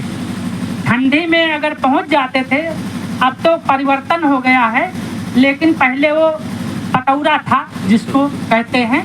तो कभी कभी वो हमारे यहाँ एक भैंस रहती थी, वो वैसे वास में रहती थी। तब वो देखते कहे ये ऐसे वास में रह रही, ठंडी नहीं लगती है। हम कहे नहीं लगती होगी। तो कहते ये कोई ढूंढ ढांड के हंसिया, जो क्या बोलते हंसिया, और ढूंढ लेते थे और लेट जाते थे। हम लोग जब सो के उठते थे कहे निर्माण साहब कहाँ गए, निर्माण साहब कहाँ गए। और निर्माण साहब का तो कोई पता ही नहीं था कहाँ गए। अब जब सुबह हम लोग, पहले लेटिन वेटिन नहीं बनी थे, कमंडल ले करके बाहर जाते थे तो वहाँ पतोरा काटते मिलते थे। तो मतलब एक दिन करता, जब हम 4 बजे उठ के जाते थे तो एक आदमी का काम कर डालते थे। इतने उनमें सेवा की भावना थी। शायद अगर हम तो ये कहते हैं, अगर निर्माण साहब जैसा अगर घर में हो जाए तो सास बहू में जो खटपट है वो सारी मिट जाए। अगर ये आश्रमों में उस निर्माण साहब जैसे संत या गुरु या शिष्य हो जाएं तो उसमें भी स्वर्ग उतर सकता है। स्वर्ग कहीं उतारने को होता नहीं है, लेकिन निर्माण साहब जैसे अगर 2-4 लोग भी अगर जहाँ रहें वो स्वर्ग ही हो सकता है। क्योंकि वहाँ फिर घर में झगड़ा किस लिए होता है? क्योंकि कोई कुछ करना नहीं चाहता है। सास सोचती बहू करे और बहू सोचती है सास करे। इसमें खटपट काम को ही लेकर के, भाई भाई में झगड़ा किस लिए होता, भाई भाई में बंटवारा किस लिए ये होता, सब अपना जी चुराते हैं। लेकिन निर्माण साहब में ऐसा कुछ नहीं था, और निर्माण साहब ही ऐसे थे जो अपने जीवन में ही सब कुछ समर्पित कर दिए थे। अब किसको समर्पित कर दिए थे? कबीर साहब एक की साखी है, हाँ मैं जनती हूँ बाँव रात छुए न देती हूँ अंग, मतलब वो साहब ने कहा है हाँ जाना कुल हंस हो ताते कीना संग। कबीर साहब ने कहा मैं तो उस व्यक्ति को, हम वो जानते थे कि आप हंस हैं, आप साधु हैं, आप संत हैं, लेकिन मैं क्या जानता था कि आप कौवा निकलेंगे, ये हम नहीं जानते थे। इसलिए मैं कहा, इसलिए हम आपको साथ दिए थे। अगर मैं जानता कि बग है, बगुला है, तो आपका हम साथ नहीं करते। लेकिन पहले आदमी कोई नहीं जानता है जब उसका संग करता है, लेकिन वो इतने निर्माण थे, जो अच्छा आदमी होता है सबको अच्छा ही मानता है, और दुष्ट आदमी होता है जैसे जिसका मन होता है, जैसे जिसका मन होता है सब वो इसी प्रकार के होते हैं। अगर दुष्ट होता है तो सारे लोग उसको दुष्ट ही नजर आते हैं, अगर हंस होता है तो सारे लोग उसको हंस के रूप में नजर आते हैं। निर्माण साहब तो हंस थे, तो वो हंस रूप समझ करके उनको हंस ही समझे। लेकिन अब निर्माण साहब को, अब हमारा भावना हम कुछ बोल रहे हैं, लेकिन ये कर्तव्य होता है अपना, ये धर्म भी होता है। अगर पुत्र पिता की संपत्ति लेता है, पिता का उत्तराधिकारी होता है, तो उसका धर्म होता है, उसका फर्ज होता है, उसका कर्तव्य होता है कि उसकी सेवा करे तन मन धन से। अगर वो नहीं करता है तो ऋणी है। अगर साधु भी है, किसी का धन ले लेता है, किसी का संपत्ति ले लेता है और उसका सेवा नहीं करता है, तो साधु नहीं है, दुष्ट आत्मा है। मैं तो ये कहता हूँ, और चाहे कोई खुश हो या नाराज हो, हम अगर आपके लेते हैं, अगर ना ले पाए तो हमारा धर्म भी नहीं बनता है, हमारा कर्तव्य भी नहीं बनता है कि हम आपका कुछ लें। अगर लेते हैं तो हम हर तरह से, हर प्रकार से जितना बन सके सेवा करें। और सत्संग, लोग कहते हैं सत्संग से क्या होता है? अगर सत्संग, हम साधु भी हैं, अगर हमारे सत्संग के हमारे में गुण नहीं आए तो हम साधु नहीं हैं। साधु का केवल हमारा भेष है, वो जैसे काल ने उघरे अंत न होए निबाहु। हम जैसे साधु के रूप में बहुत लोग ऐसे हैं, केवल भेष है, वो भेष से न आपका कल्याण होगा न समाज का कल्याण होगा। जब तक कल्याण आपके में गुण नहीं आएंगे तो कल्याण नहीं होगा। हम एक छोटी सी कहानी करके बंद करते हैं। निर्माण साहब तो बहुत बड़े संत थे, उनके बारे में हम कितना भी कहें, कोई भी कुछ कहे, सब कम ही है। कहते हैं एक जगह सत्संग हो रहा था, और सत्संग होता है तो संत महात्मा होते हैं तो ये सोचते हैं जहाँ तक हो सके मैं सबका व्यवस्था करें, सबका जहाँ तक हो अपनी पूरी शक्ति के अनुसार। और संत महात्मा ही क्या, पूरे भक्त भी अगर कोई आयोजन करते हैं तो अपनी शक्ति के अनुसार पूरी कोशिश करते हैं कि हमारे अंदर कोई त्रुटि, कोई सेवा भाव में कोई कमी न रहे। तो सत्संग का जो स्थल था, व्यवस्था सत्संग हो रहा था, वहाँ कुछ व्यवस्थापक थे, खड़े थे, जो आता था उसको जिस लायक था उस अनुसार उसको बैठाते थे।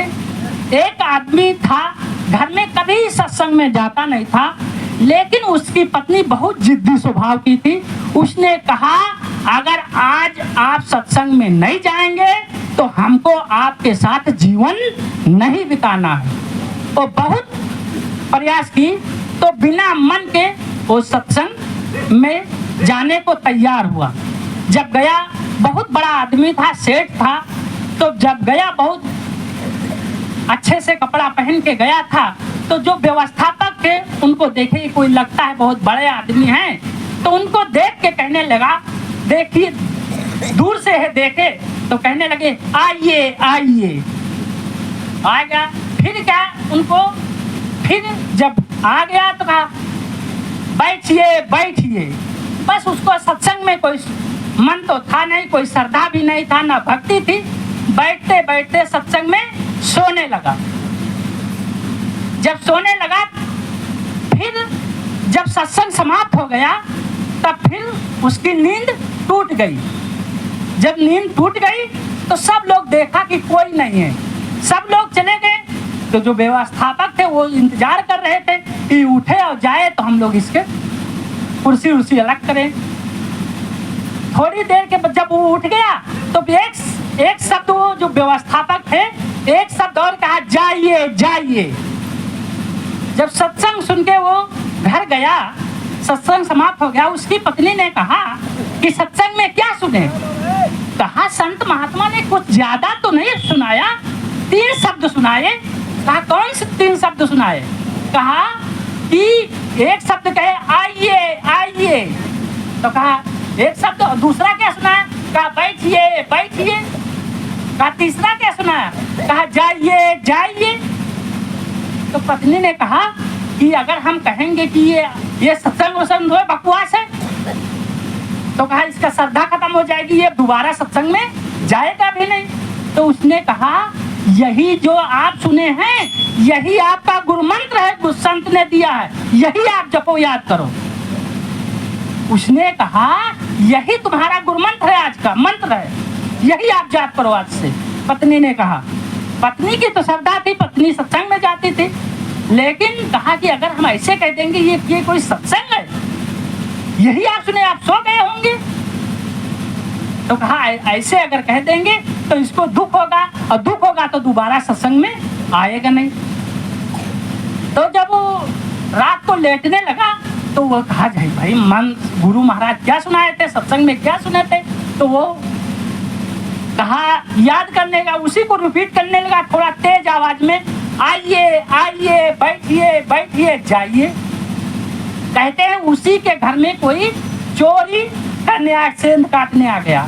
जब उसने कहा सेंध काट रहा था, आ रहा था, तो वो क्या जप रहा, आइए आइए। तो चोर सोच रहा है लगता है कि ये हमको देख रहा है सेठ। फिर चुप्पे से वो छिप के बैठ गया। तो कहते क्या कह रहा है वो सेठ, बैठिए बैठिए। अरे लगता है पहचान गया, अब क्या होगा? तो भागने लगा। तब कहा जाइए जाइए। अरे कहा था भागने का कोई मतलब नहीं, अब तो ये हम सुबह पकड़े ही जाएंगे, क्यों न जाके उसके चरणों पर पढ़ ले कि हमको माफ करो, हम चोरी करने आए थे, हमसे भूल गलती हो गई। तो कहते हैं जब वो गया फिर आके उनके चरणों में पड़ गया। जब पड़ गया तो कहा हम आपसे भूल हो गई, हम चोरी करने आए थे और हम आपको पहचान लिए, हमको माफ करिए, हम कुछ नहीं चोरी किए हैं, अब हमको जाने दो, इतना ही हमको बख्श दो। उसने कहा जब वो चला गया तो पत्नी ने कहा देखिए एक ही दिन में आपको सत्संग सुनने से इतना फायदा हुआ कि चोर आपके चरणों में आके गिर गया। अगर आप झूठ मूठ सत्संग सुने थे, अगर सच में आप लोग सत्संग सुनते तो आपका क्या, आपका जन्म मरण का जो 3 काल का है छुटकारा है, ये सब छूट जाता। आपका कहा जो भगवान की प्राप्ति हो जाती, जो हम सब में कबीर पंथ में कहते हैं मुक्ति स्वर्ग, वो प्राप्त हो जाता। लेकिन हम लोग सत्संग भी सुनते हैं बिना मन के। किसी ने कहा है गली गली रहसा गोहरावे और जैसा करे सो तैसा पावे और सांझे दे सकारे पावे। लेकिन ये बात नहीं है, सत्संग आप बिना मन के भी सुनेंगे तो भी आपको फल प्राप्त होगा, ये है, लेकिन प्राप्त जरूर होगा जितना सुनेंगे।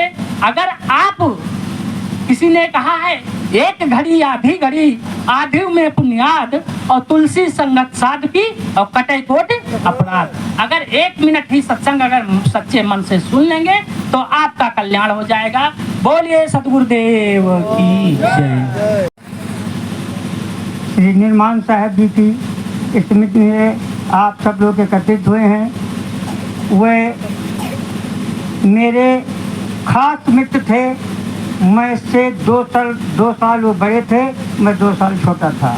सन 65 में श्री विशाल साहब के सामने हमारी उनकी पहली मुलाकात हुई थी। और जिस जगह पर आप बैठे हुए हैं, जहाँ पर सराही में, मैं मकौली में मौजूद था। साहब ने इस निर्माण के लिए, इस आश्रम के निर्माण के लिए मुझसे कहा, तो मैंने कहा साहब आपके पास कोई व्यवस्था नहीं है, मेरे पास कोई व्यवस्था नहीं है, ये कैसे होगा? तो कहे कि जैसे होगा वैसे होगा, आप हमारा साथ दें और हमारे साथ चलें। उस समय पर मैं बकौली से ये जो ठेलिया है इस पर जो है बांस, राशन पानी और सब कुछ लाद कर लाया और निर्माण साहब के आदेशानुसार यहाँ पर झंडा गाड़ा गया और झंडा फहराया गया। मैं उनके जीवन की बार बार प्रार्थना करता हूँ कि उन्होंने ऐसा कार्य किया और मुझसे सहयोग लिया। उनके जीवन का और मेरे जीवन का उनका लगाया हुआ फूल आज इस बगिया में पूरी तरह से भक्त और भगवानों का खिला हुआ है। मैं निवेदन करता हूँ उनके शिष्य से कि यदि उस बगिया को हमेशा सीखते रहेंगे तो जैसे कि रामचंद्र जी की सेवा हनुमान जी ने की थी और आज हनुमान जी जो है लड्डू खाते हैं और राम जी स्वयं खाली तुलसा की पत्ती और जल पीते हैं, इसी प्रकार उनकी सेवा करते रहेंगे, जो फल पाते रहेंगे। बोलिए सद्गुरुदेव की जय।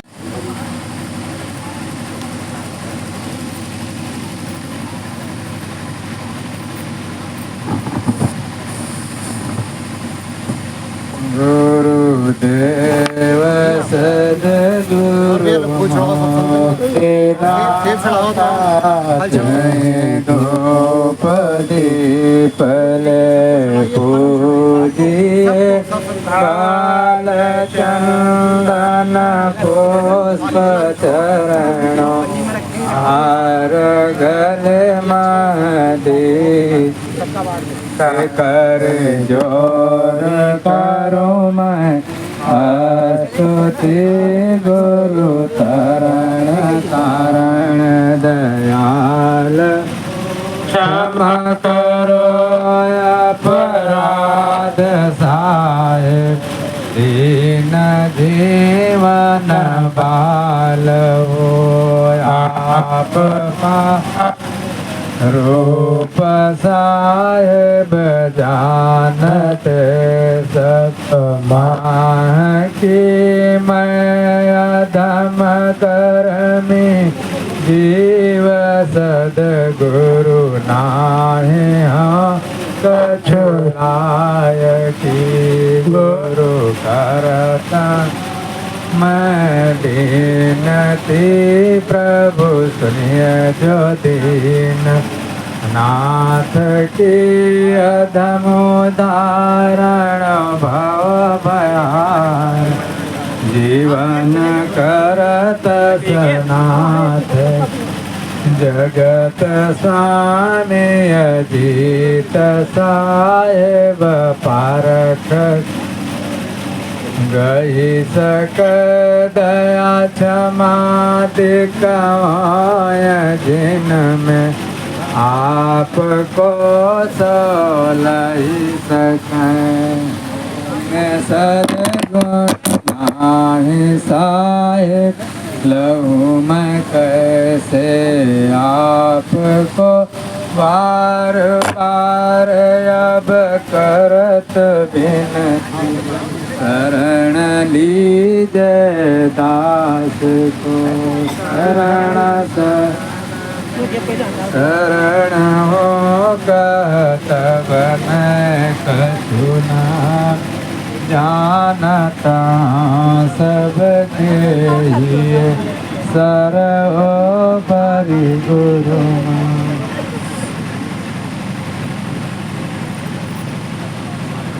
दर्शन की बलिहारी गुरु जी तुम्हारे दर्शन की बलिहारी दर्शन की बलिहारी गुरु जी तुम्हारी दर्शन की बलिहारी तुम्हारे दरस से संकट कटता है तुम्हारे दरस से संकट कटता है मरण मिटावता बारी गुरु जी तुम्हारी मरण मिटा तुम्हारे गुरु जी तुम्हारे दर्शन के बलिहारी दर्शन के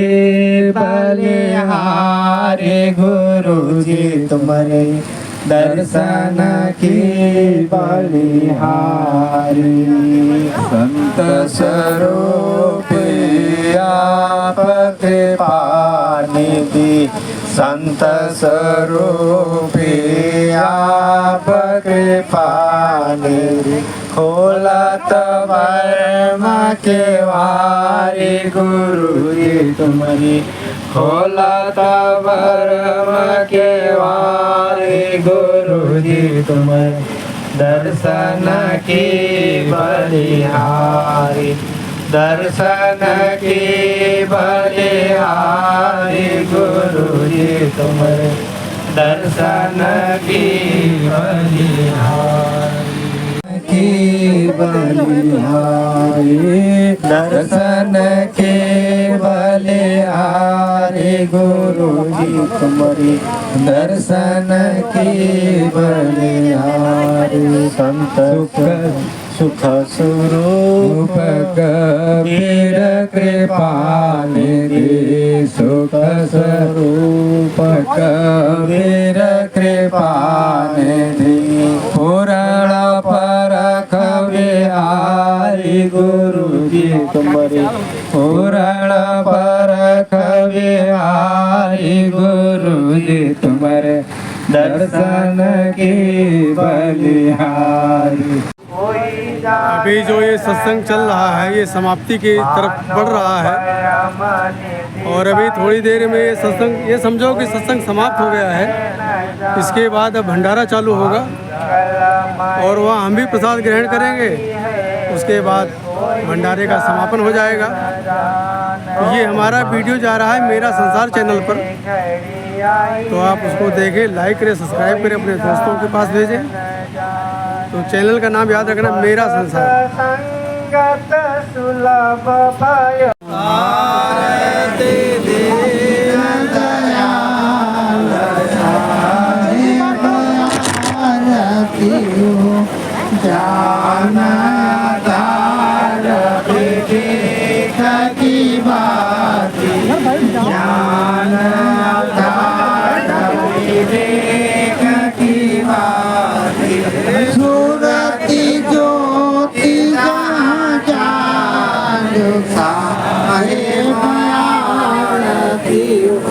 संतो सूरती ज्योति जहाँ साहेब आरती आरती गरीब निवाज साहेब आरती आरती दीन दयाल साहेब आरती आरती करो सद्गुरु साहिब आरती करो सद्गुरु साहिब जहाँ सब संत समाज साहिब आरती हो संतो जहाँ सब संत समाज साहिब आरती हो आरती गरीब निवाज साहिब आरती हो आरती दीन दयाल साहिब आरती हो तरस परस गुरु चरण शरण भयो तरस परस गुरु चरण शरण गयो यम जाल साहिब संतो टूटी गयो यम जाल साहिब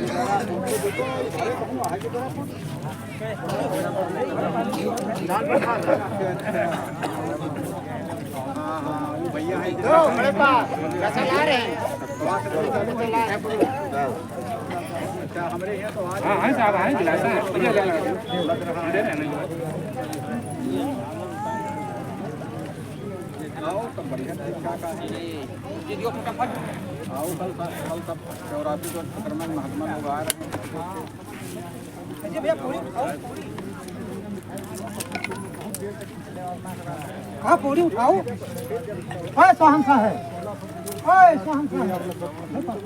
हम पता नहीं कर दोस्त से हमने कहा तो उसने कहा यार हम 400 रुपये किलो बना दे तुम चिंता न करो बढ़िया से।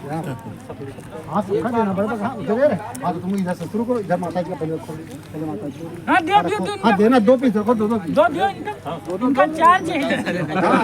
प्रशांत साहब खुद खिलाओ, आपका खावे में कोई संकोच है। और इनका चार्ज रखो। ये चाहते हैं बीमार होते हैं ये रहे। अब एक तो दो तो अरे कितनी दूर से आई, काठमांडू से आई है, काठमांडू से आई है मिठाई भाई।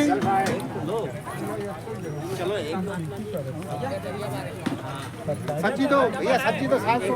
हाँ बोल लेना एक। आप बिल्कुल नहीं, अरे साहब एक ही लीजिए तो।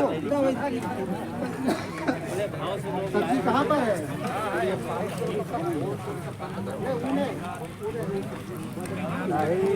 ये लोग चला रहे ना सब्जी है, ठीक है।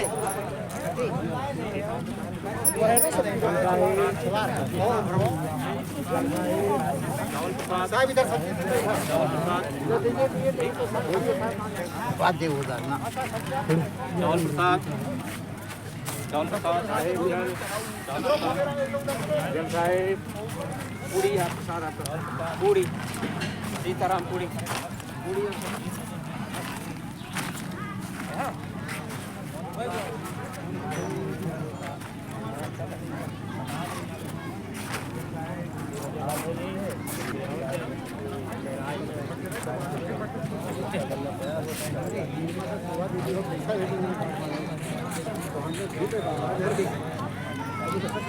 बटवा दो अभी ना